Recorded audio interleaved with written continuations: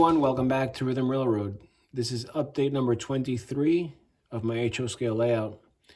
I've been doing a lot of work, so I wanted to be sure to share it with you.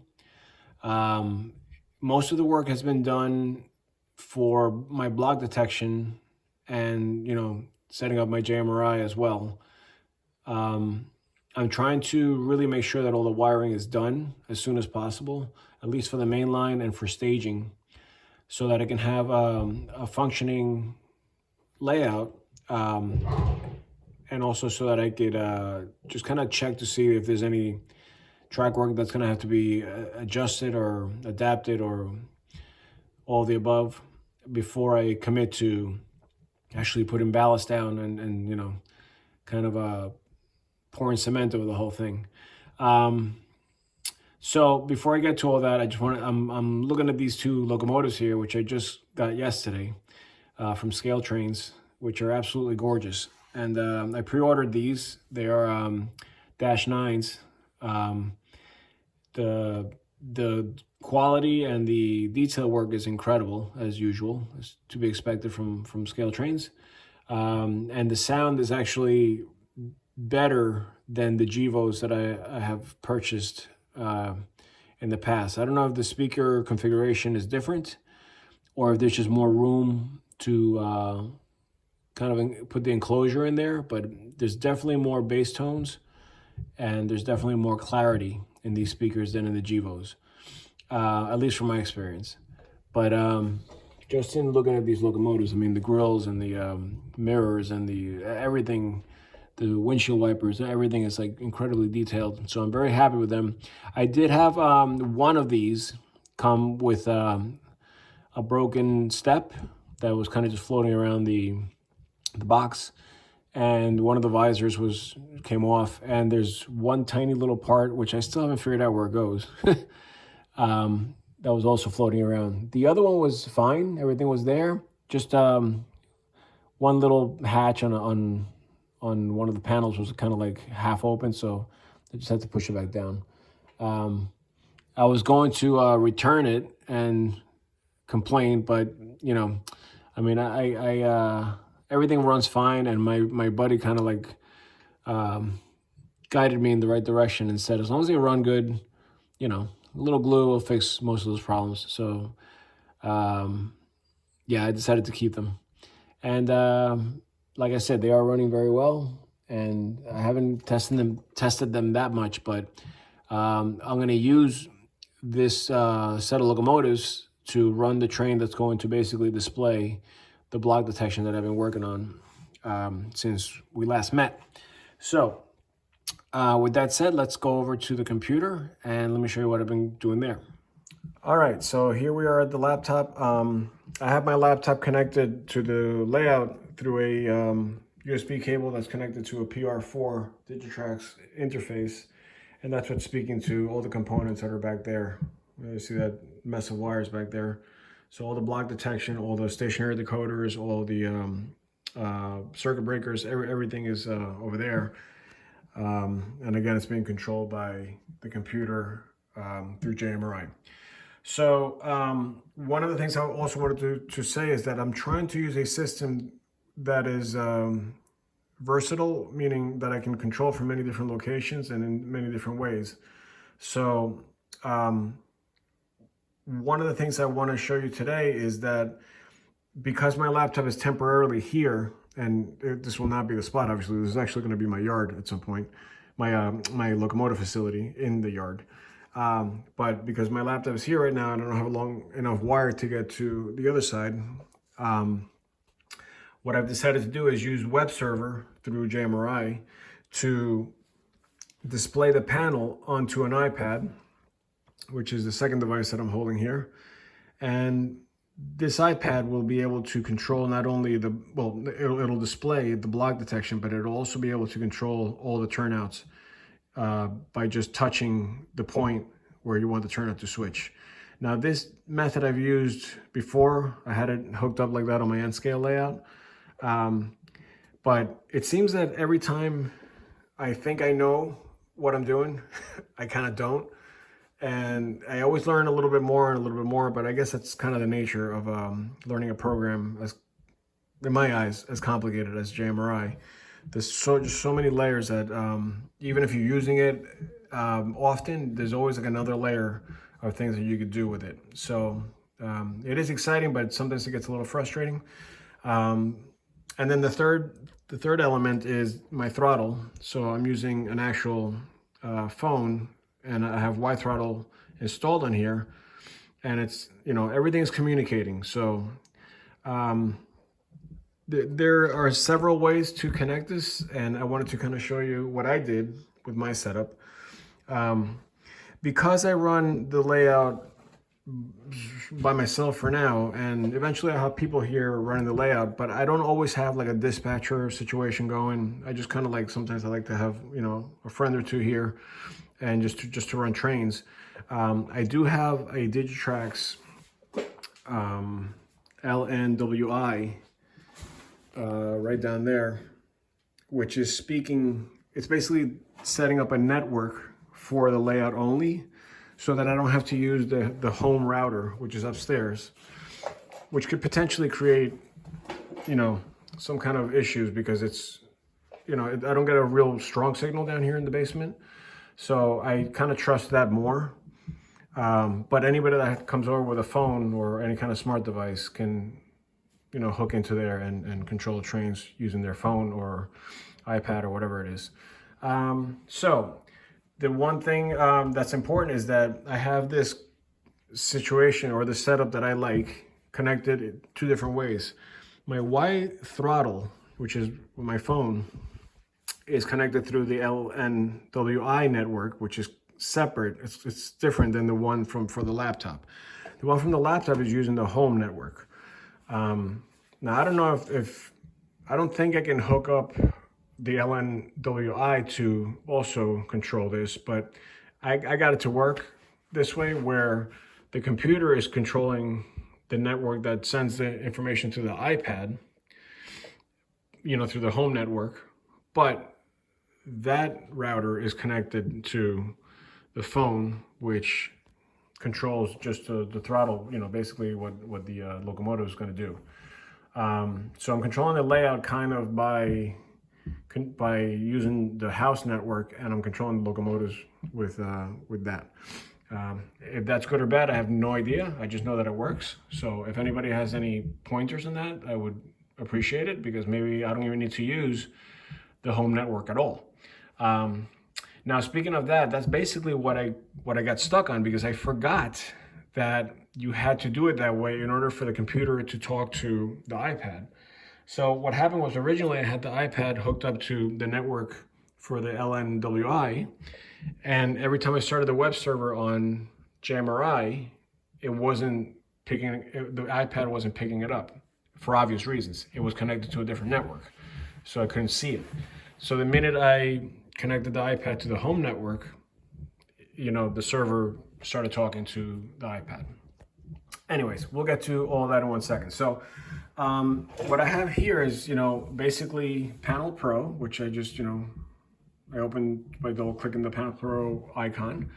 And I also, if you notice, there's two other windows here. I also have the Y throttle that opens up automatically, because I like to have that there. And also that's what's communicating with the iPad. And then I have this other window here, which is my route table. So the reason I have the route table open automatically is because I ran into a problem where every time I turn on the layout, all my turnouts would randomly switch to another position, and it's never the same. It's never like a set way. So I was getting frustrated, because every time I would open up my panel, I had no idea which way the turnouts were facing, whether they were closed or thrown. And instead of like going one by one and setting up the 20 turnouts or whatever it is that I have so far, my buddy who was always the one person to guide me through JMRI, and he's actually in Australia, suggested that I make a route. like a kind of like a startup route where I just press one button and all of the turnouts go to that one position where I want the layout to start. So it's almost like a reset. You know, you finish a session, you have turnouts kind of like thrown and closed and whatever everywhere, depending on where you ended up with the session, and you want to have a way to kind of turn it right back. And in the future, I might do it so that when I end the session, I can set a route and call it session December 11th. And then if we want to continue that session, all I have to do is hit that route and it'll set everything up the way we left it, so that I don't have to deal with, you know, potential derailments or shorts or whatever, because I turned the layout on and everything got, you know, got thrown out of whack. So that's kind of cool. Now, the reason why you don't see anything here for routes is because I haven't opened up my panel yet. So that's the first step. I'm going to open up my panel. So under panels, you go to load panel and you go to the, you know, the one you want to open, which in my case is the HO layout dispatcher panel. And once that opens up, what you're going to notice is that everything that is potentially able to be occupied is red, and everything that hasn't been set up or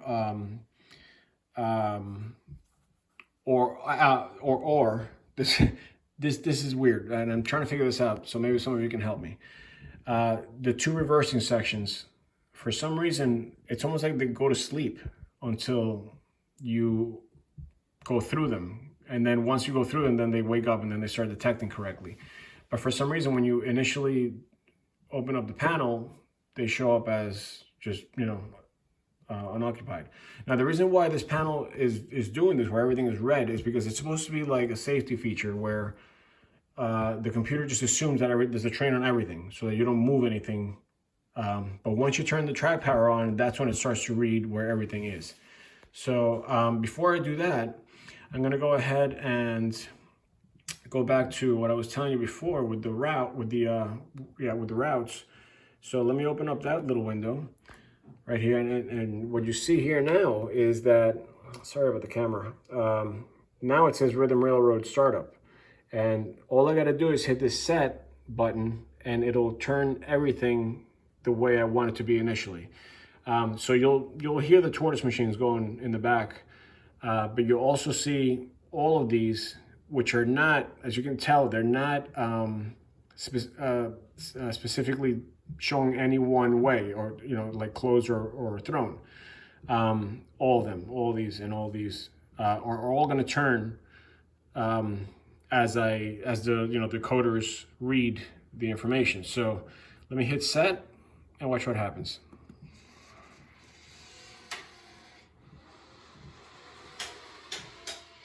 So you can see there's a bunch of turnouts that were in the wrong position, and everything started to display which way the turnouts are. Okay, so some of the turnouts haven't been specified yet, because like crossovers, first of all, this is not even installed yet. I just wanted to show that it's there. And some of the crossovers, I'm still learning how to actually assign detection to that. That's why, if you notice that the sections that are not assigned are skinny, or kind of like thin line, like that, and the ones that are assigned are like a thicker line. And like I said, so this is my reverse loop, or my reverse section, and the helix is the other reverse section. That's why they're still in black, but they're still thick, because they have been assigned. It's just that the reversers, for some reason, don't activate until you get going. So the next thing is that I want to make sure that I can see this panel on my iPad. So I'm going to go ahead and just place my iPad up here so you can see what's going on. I'm going to open up well, first I'm going to check that my Wi-Fi is connected to the house Wi-Fi, and it is. So I'm going to just come out of here, and I'm going to open up my Y throttle. And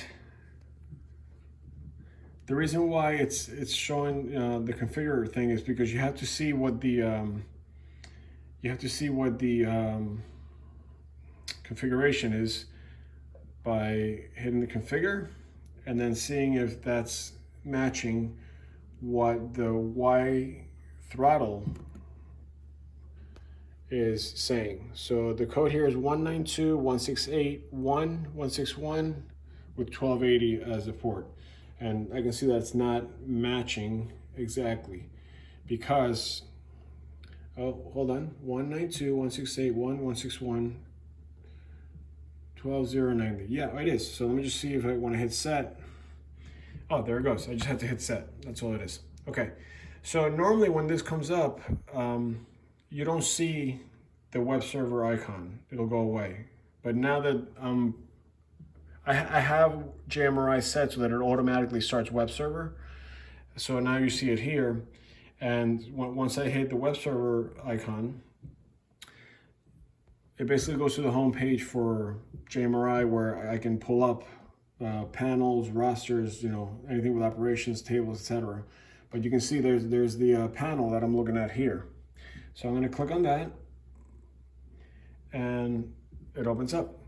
So this is not going to fit into one little screen. So there's ways you can kind of shrink it a little bit or expand it for that matter. And then also you can scroll so you can kind of, follow along. But the coolest feature is that you can actually just click by pressing and change turnout. So for example, if I want this first turnout in the ladder to change, I just click on it. It changed over there, and then it's going to display it here the way, it's just resetting, the way it is, which is closed. So if I go again, as you can see, it changed, and it also changed the display. Some of this is a little lag because it all depends on how fast the iPad's talking to the network. But generally speaking, it's a lot faster than that initial try that I just demonstrated there. Okay, so now we got the panel shown in both places. So I'm going to be able to walk around with this and show you how the train is being detected while I'm controlling the train with my other throttle. So that's going to be kind of tricky because I have to do it. I don't know why that just happened, but that turned weird. Okay, so no problem. I'm just going to bring it back. I think I just tapped it while I was moving. So yeah, I don't want to depend on this, but what I might do is put an iPad in this location here, like a stationary iPad right here, so that I can control the yard separately. So I might make a whole nother window just for the yard, for the staging yard, I mean. And then I might have a second iPad that's just dedicated to the actual yard, which is going to sit right here. And by the way, I apologize for the mess, but I think everybody's okay with having a mess while you're building because everybody usually does. So that's that. So, I don't, like I said, I don't want to have to depend on this to control my layout. Hopefully the dispatcher will be using the computer itself, which is a lot more dependable to control the layout. All right, so we have all that happening right now. The next thing I want to show you is that on my wide throttle, I have selected those two locomotives that I just showed you at the beginning of the video. It's number 9580 and 9550, which is in the consist. And the way you consist is basically you select the lead locomotive and then you add the other locomotives. So after I selected, well, I guess I'll do it again. I'm going to release these. So you have 9580, which is your lead locomotive. You set that. And then I want 9550 to be the second locomotive. So I'm going to select that one. I'm going to add it. But now it's asking me, is it running it just like the other one, or is it running in the reverse direction of the other one? And in this case, they're running opposite, right? One's facing forward, one's facing backwards. So you have to select reverse so that it knows that when you open up the throttle, one has to move in the forward direction and the second one has to move in the reverse direction. Otherwise, they'll be fighting each other. So that's basically how you do a consist. And you can see that it's selected because the light is green. If it wasn't selected, it would be red. Okay, so then when you go to throttle over here, then you have your regular throttle with your, your light, your bell, and whatever else. Now the reason why nothing's happening right now is because the power is still off on the layout. So there's several ways to turn the layout on, but I like to do it just by hitting settings, and there's your track power right there. So I'm gonna select that. And you'll hear I have some of the Athearn locomotives with Tsunami decoders that turn on automatically. I gotta actually turn that off because I hate that they all turn on like that. What was I gonna say? Oh yeah, okay. So now that I have my train running, here's my bell, here's my horn, right? And F2 is set up where the bell also is activated. But I'm gonna go ahead, since these are ESU decoders, I'm gonna turn on the locomotives. And I gotta kind of turn the volume down a little bit on those because they're quite loud. But there they go.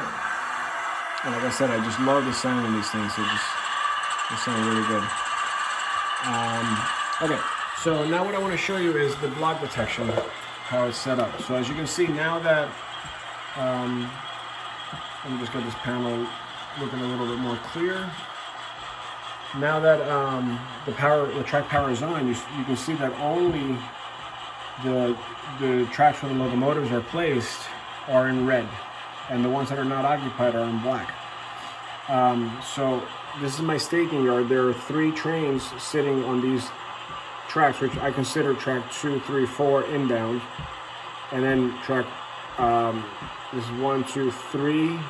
So track 3 and track 4 are occupied on the outbound side.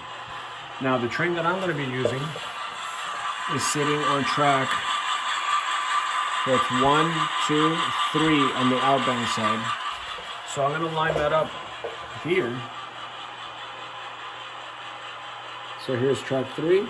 I'll move that turnout, and then I also have to switch that turnout because that's the route that I'm choosing. And on the way out, I like to obviously go on the main line. So that's how that's going to get out.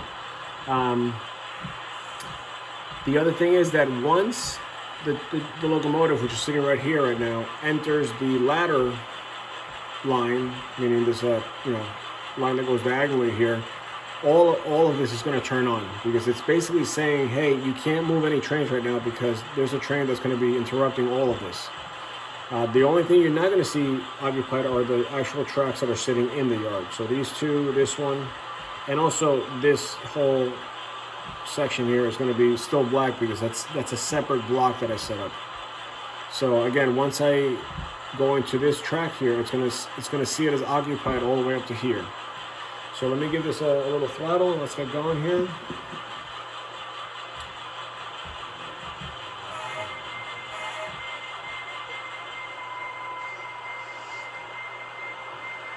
Now the other thing I want to mention as we go through here, let me just make sure that everything's working correctly first.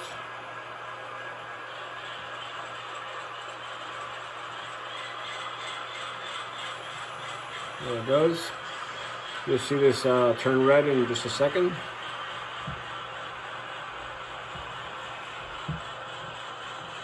There it goes. So now we're in the actual ladder, and it's not going to be until we get past the the leads here for the yard that you're going to see this next point and gauge.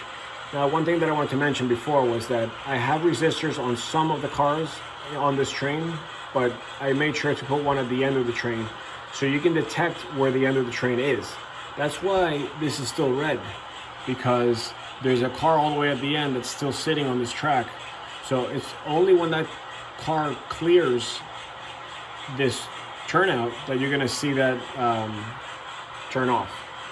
Now, the flashing has been happening here and there. I'm not quite sure why that's happening, but I'm hoping I can fix that soon.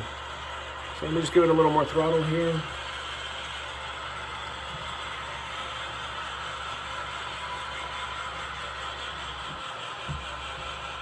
Okay, so I'm going to transfer over now to the iPad because it's showing the same thing right here. And this way I can walk around with the train, and hopefully I won't press any buttons because I'm holding like 3 devices at once. So right now the train is making its way out of the lead, which is right here. Get that focused. And I'm actually gonna see if I can turn the ditch lights on.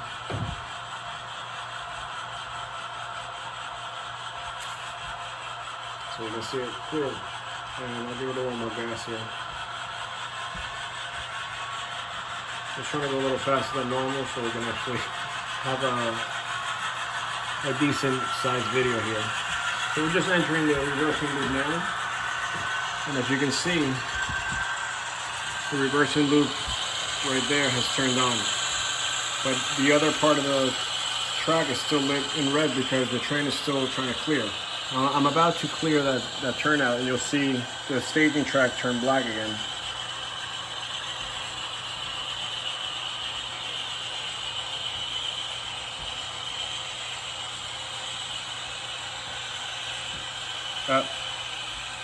I'm not sure why it's not turning black. Alright, of course everything is going to go wrong when I'm trying to show you. Oh, I know why, because there's a train sitting behind it. That's why. It's showing occupied because I have them stacked. Okay, so that's working. Next thing, now we're making our way into the layout. So this is how we get up into the main deck. And as we go through here, we're still in the reversing section. It's very long, so I can get a very long train in here. But the reversing section basically ends right here at the beginning of the gate where there's a natural gap anyway. So I just decided to make that the end of the reversing section. So as soon as I come out of that, what you're going to see is that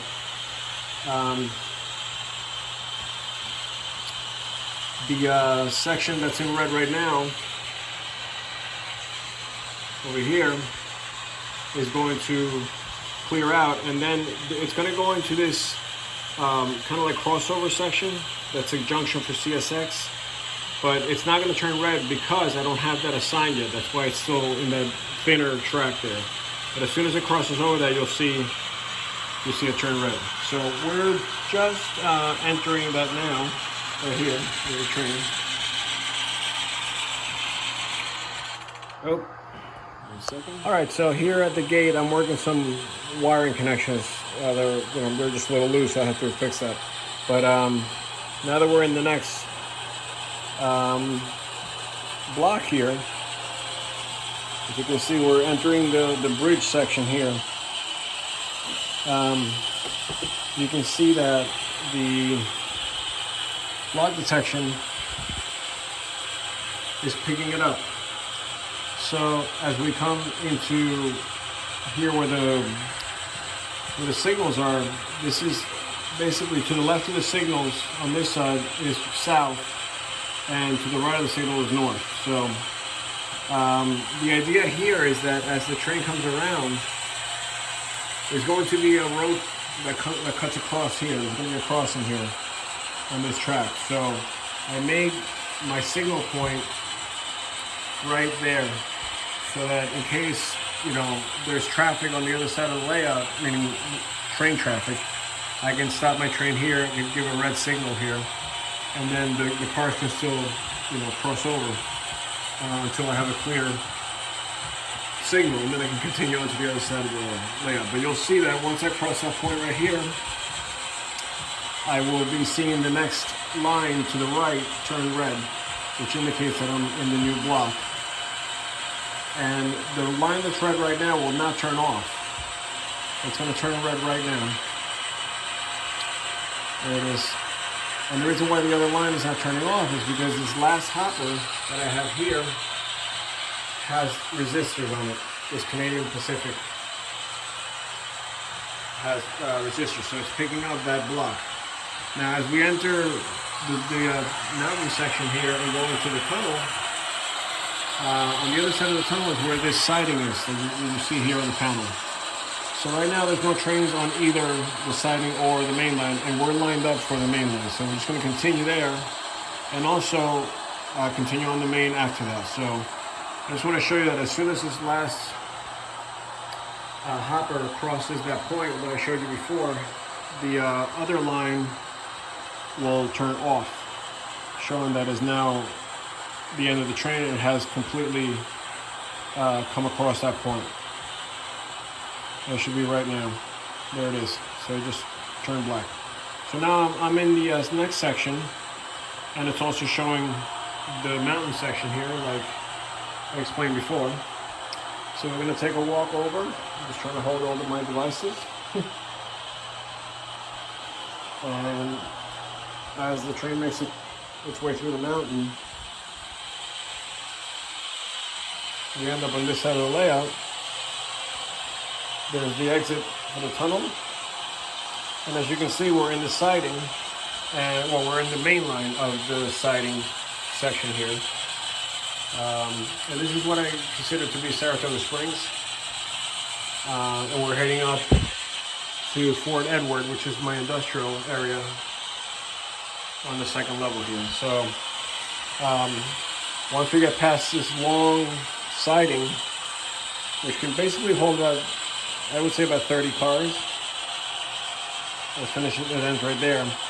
Then you'll see how the block detection releases.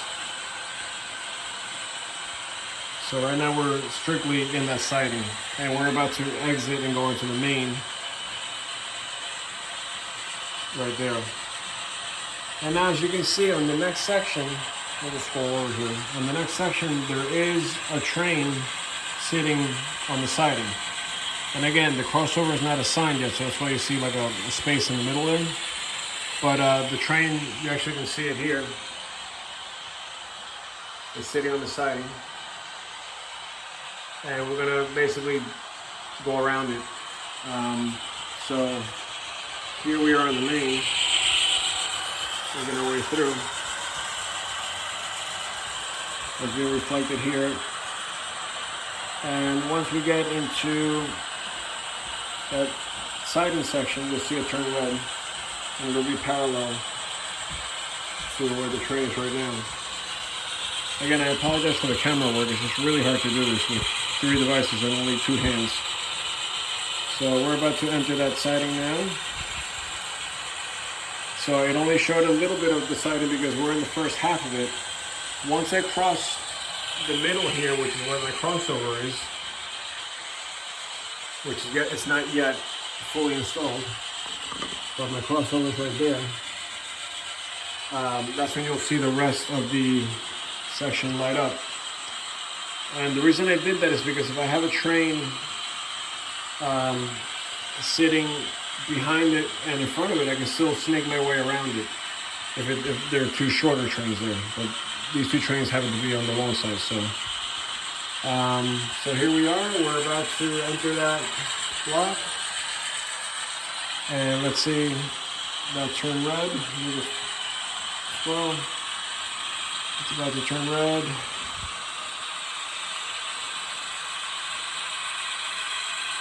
There we go. So now we're completely occupying that entire siding, and like I said, the hopper is still within the siding. So it's showing the beginning and the end of the train.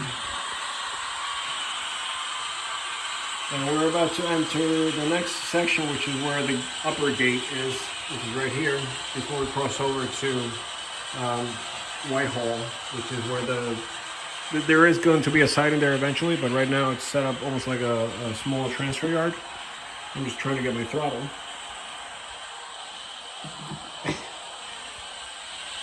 This is not easy, I'll tell you that much.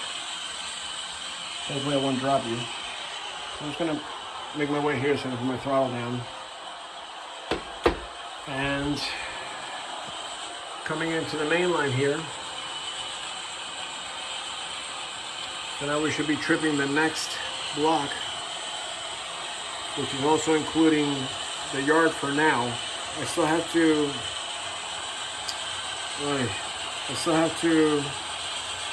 wire up this little section before the siding so that it shows up as a different block. But right now, it's just, I didn't put the turnout yet in there, so it's showing up as the whole thing. So here we are. We're about to enter this section here. This is where the yard's going to be on this pink foam. And it's probably going to be a little further out. I'm probably going to make this a little bigger because either way, I want to have a siding here. That's also going to act as an arrival departure for the yard. But that's all going to be part of it. I really have to turn the volume down on these locomotives. They're screaming right now, so I'll get to that. But you know what I'm going to do for now? I'm just going to put them on silent. I'm just going to mute them so that I can actually speak with a normal voice without having to raise my voice. And those are my anthems humming along in the back there. So we'll let this go. Those aren't that loud. All right, so here we go. We're making our way past the yard, and once we cross this river here, or the future river with, with trucks on them, trailers on them, we're going to be entering the next block, which is right before the helix here. So you'll be seeing that very soon. There it is. We just engaged, and that's basically where the river is. As you can see, these locomotives are just smooth as butter. Super quiet. And then once we make our way around here, which I haven't decided what part this is going to be. I think I'm going to make it so just off to the side of just west of Fort Edward is Glen Falls. So I might kind of like make that seem like a little bit like Glen Falls. I don't know. I'm kind of playing with that. But anyways, so we're about to enter the helix, which is actually my second reversing section.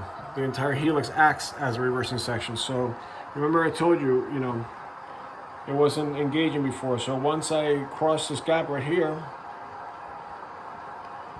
you'll see it turn on, hopefully. There it is. So now it's showing that I'm in the helix, which I am. And that's when for some reason these devices that I have, they're called PABX, I think they're called by Digitrax. They don't have their own power supply, so I think that's why you have to kind of wake them up with the track power. But they don't wake up until you trip them. So that's what's happening there. All right, so as I'm making my way up the helix, what I do want to show you is that my hidden tracks, which basically are my helix and my staging yard, that's going to be where you can't see the train, are being viewed by this multi-camera system, which I've made videos of that before. But it's kind of cool because, as you walk around the layout, you want to see where your train is within the helix. You can just click on the helix camera. I have two of them actually. So you can see one there, and you can see the other one here. And so you can see at all times where your train is headed. You can see the front and the back, and this way you don't have to panic once there's a mountain around that whole thing and you can't see it anymore from the actual layout. So I'm just going to grab my throttle once again. And I really do have to clean this place up. It's really becoming messy. So we're going to walk around to the other side. So we're going to watch this train exit. And it's just making its way over to the end of the second level. I have to put a tortoise machine on this turnout here, which is basically the return of the third level, so you come back down again.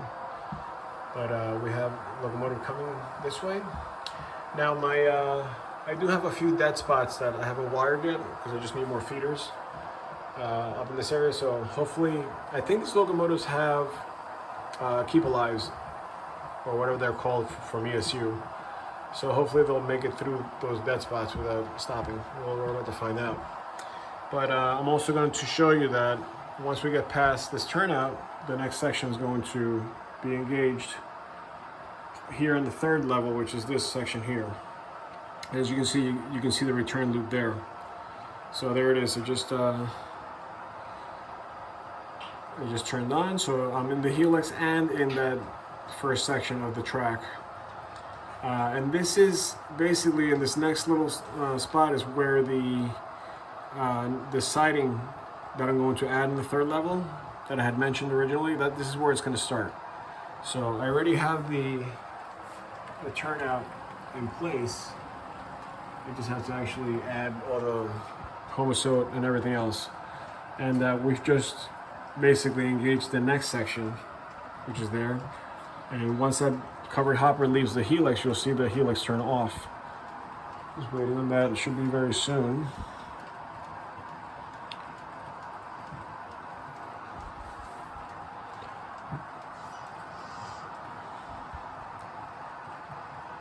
It should be around like 2 seconds. There it goes. So now my train is strictly within clearance of the reverse loop. So any trains that are coming down can now be set to, to go through that section. So as we're making our way here through the third level, which is Port Henry over here, and Plattsburgh is on the other end, back there, there is going to be 1 or 2 sidings along this top stretch here. I might make it 2, or just have 1 with a crossover in the middle so that I can turn it into 2 if I want to. But I don't want to make, I just don't want too many crossovers up there, or too many turnouts, because they're a little bit hard to reach up there. So just in case things go wrong, I want to make sure it's not a problem.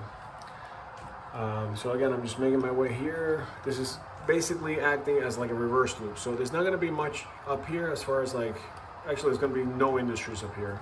If anything, maybe just a passenger station at Plattsburgh, which is a well-known station. But I don't want, there's no way I can be like switching up there. I don't want people getting up on stools and hitting their head against the ceiling, you know. It's supposed to be just a high-speed track. You can just highball it once you get into this loop. So basically from here all the way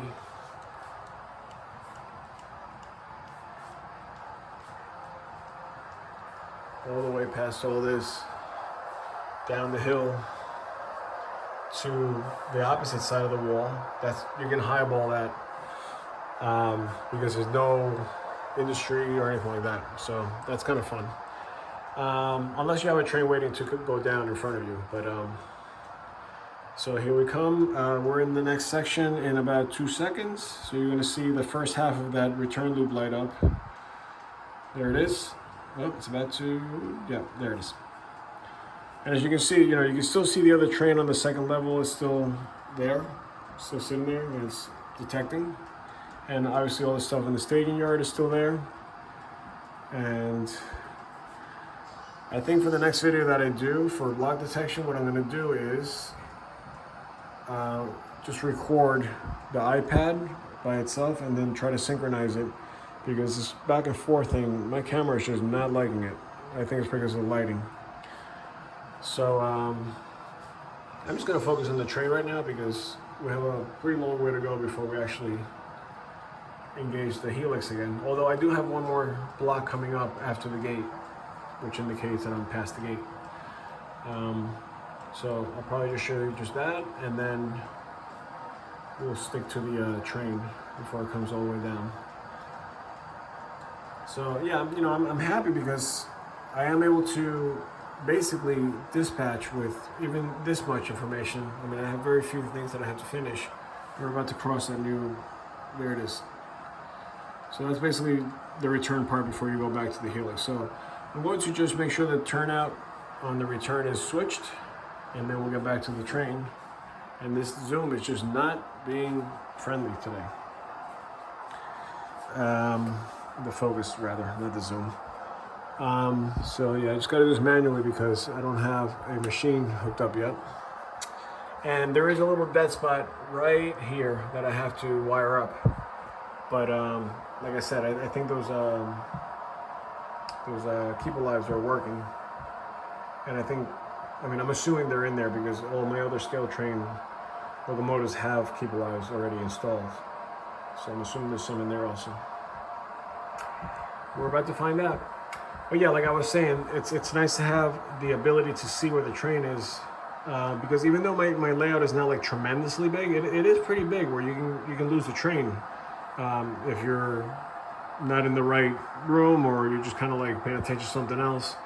And especially after, like, once I get all the backdrop here figured out, which is part of the additions that I'm making now, it's, you know, you can lose a train if it's on the other side of the layout room. So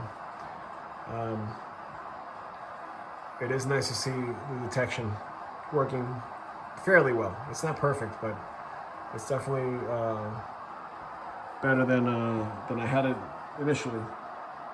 So there it is, and my throttle. I'm just taking a break because my hand is like tired from holding everything. And then on the way down, it's basically the same thing. So I think what I'm going to do is just kind of show you the rest of the room and what I've been doing in the layout, besides the JMRI stuff, since we're just kind of following the same path on the way down. So I'm about to enter that dead spot. Let's see if it makes it across. And then I'm also going to enter the helix. So, yep, we made it past that spot. So the helix should be lit up. Yep, there it is. And again, because of the covered hopper, we're still showing occupied track behind the helix.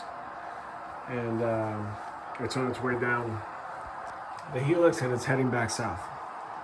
So let me just walk you around and show you what else I've been doing. Basically, most of the work has been wiring. So I have my wire, and I've been just adding, every time, there's a section, I have to add another red wire. And what I do is I just label it so I know which wire is what. But eventually all that stuff's gonna get tucked in. And I do have these little cable organizers, which are great because they just snap closed. And I have one under each level, which keeps things nice and neat. And I might even buy more just so that I can extend them beyond this here.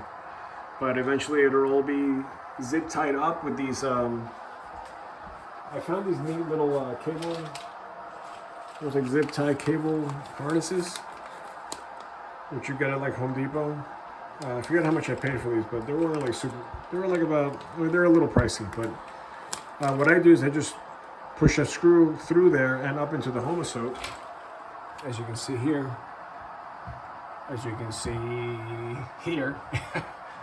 And so it's just like a drywall screw, and then I just take the zip tie and feed it through, and that's how I hold my wires up. So they're every few inches or every foot or so I have another one, depending on what I need to make it look neat. But the reason I have them kind of open right now is because I'm still working on feeding wires through, so I don't want to close them up because then I have to cut them and replace them. So yeah, I've been doing that, and then also a lot of backdrop work. So all this masonite board is now cut and placed. It's not necessarily screwed in yet. Like some of them are still kind of hanging there, like this one here. But I got a little distracted with all my wiring, so I kind of stopped doing that. I also had a few issues with kinks in the rail, because I guess now that winter's here and this is my first year with the layout, things are moving. Wood expands, homosote expands, everything kind of moves. So I wasn't told, or I should say I wasn't aware of the fact that the rail can potentially kink, because if it's got nowhere to go and the layout kind of shrinks, if it doesn't have any play or any room to move, it'll bend. So now I've been cutting gaps and I've been putting rail joiners in where they're not soldered, because what I did is I soldered everything and I had no gaps anywhere, with the exception of the gaps that are cut for detection and for frogs and things like that. But now that I know that, I didn't find a lot, but it's more than I would have liked. I found 4. So I was able to repair those. I did have to switch a couple of small sections of track, maybe like about a foot long, replace those just to make it far enough away from another, junction point, so that it's not like rail joiners like every 2 inches or whatever it is. But I'm sure a few more will pop up because we're not actually in like really freezing temperatures yet, and the moisture levels could change. But this room stays pretty consistent. It's every time I come down here, it's between 67 and 69 degrees. It never I think I only hit 70, and like where it was like blazing hot over the summer. But I do have insulation everywhere, and I do have an air conditioner with a dehumidifier down here, and there is heat down here. So I haven't even had to turn it on because it's been the perfect temperature down here. So yeah, so that's one of the things that had me a little frustrated. But hopefully, as time goes by this year, I can kind of work that out so that when we come around to winter again next year, all that stuff would have been resolved. And I'm sure, you know, it's maintenance, so stuff's gonna pop up here and there anyway, but I want to make sure that it's as close to, you know, 100% reliable as possible. And so that's the other thing that I've been working on. I kind of took a break from doing my CSX main, which I started in both directions. I had them going in this direction here. And by the way, if you haven't been watching my videos, the CSX is going to basically be the main bench work. It's going to duck under and go to the other side. So that'll be a CSX territory. And I went this way also. And it's making its way up the bridge here. But then I kind of stopped here because I had all these other things to worry about with wiring and stuff like that.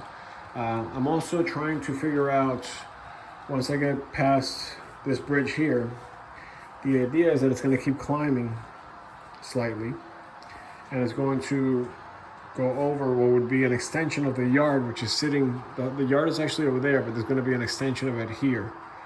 So there's going to be 4 tracks that duck under this bridge, so to make it look like it's going even further. And that's going to be like auto racks and like unit trains and things like that.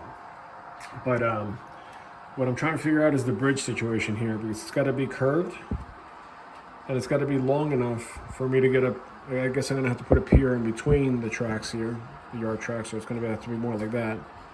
And it also has to be able to make the, you know, the turn here without being forced or looking silly, you know, too tight or whatever.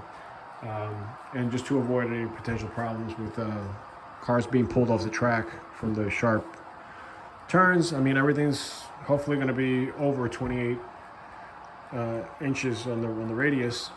But anyways, what I'm trying to work out is how to get back down, because, you know, I do need like the 3.5 to 4 inches there before I start coming down, and I only have 8 feet to that point, which is where I would have liked it to, you know, be at the benchwork level.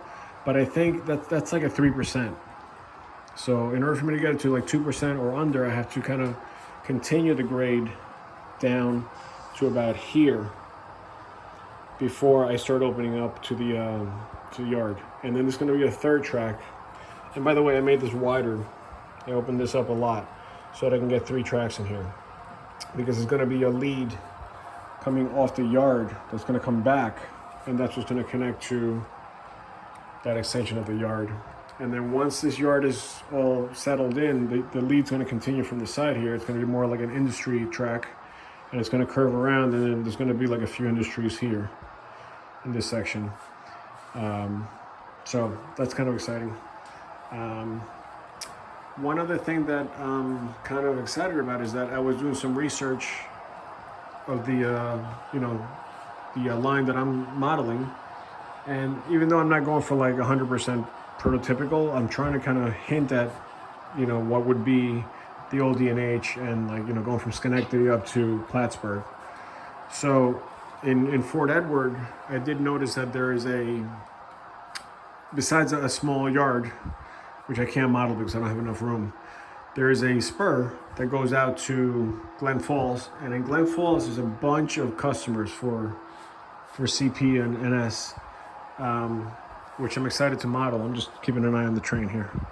We're making our way down. And actually what I'm going to do is I'm going to stop here in this siding so that I don't have to keep watching it. Because, you know, once I stop watching it, that's when everything will go wrong. But anyway, so in Glen Falls, there's a lot of industries that I can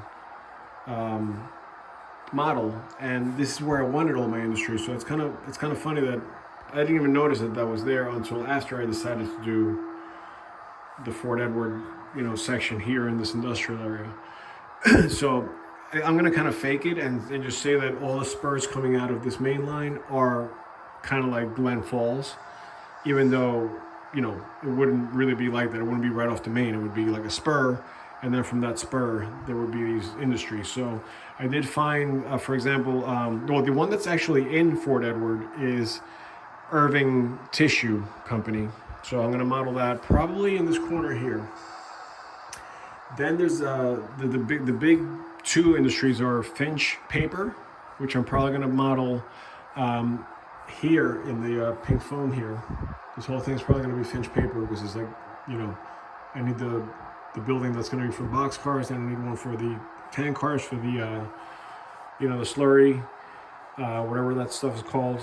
And then I'm going to also need potentially one for covered hopper or whatever else needs to go in there. And then the other big one is the cement, which is Lehigh Cement, and that I'm going to put in this back corner here. And I might even leak it over. It might have like where there's a conveyor belts that go over the main, to also put stuff on this side of the layout. And I'm also thinking of making like a small siding here just to store cars while they're switching in case they need more room. And the cement plant, which is tremendous by the way, also has a section for, I think it's just gravel and stuff like that, or maybe like it's not coal, but it's probably like slate or some schist or I don't know, something like that, crushed, kind of like stone. And that's going to live back there probably because it's kind of like part of the same industry. So I want to make this whole thing kind of like one thing. And that would take like open, like kind of like coal hoppers. So the idea is to not only be able to access it from the main line, but also have like yards that also have tracks that connect, so that if I have like a little switcher, it can kind of switch out both sides. And then also, any train coming in this direction would have a trailing point, a trailing industry that way, and any train coming in this direction would have a trailing point that way. And I haven't decided, as far as the paper company, which way the turnouts are going to go and all that stuff either, but that'll be something to play around with later. But the point is that I'm excited about all the industries that are in this area. And there's more. There's like 3 more. There's one little chemical company there, and there's one that's like, it does like packing supplies. So they take like a few covered hoppers like that, and even like a tank car. I don't know what would be in there, but whatever chemicals they need. So yeah, so that's exciting. And besides that, I haven't really done much more. But I'm happy with the progress so far. Definitely the goal is to get to the CSX line and be able to finish it.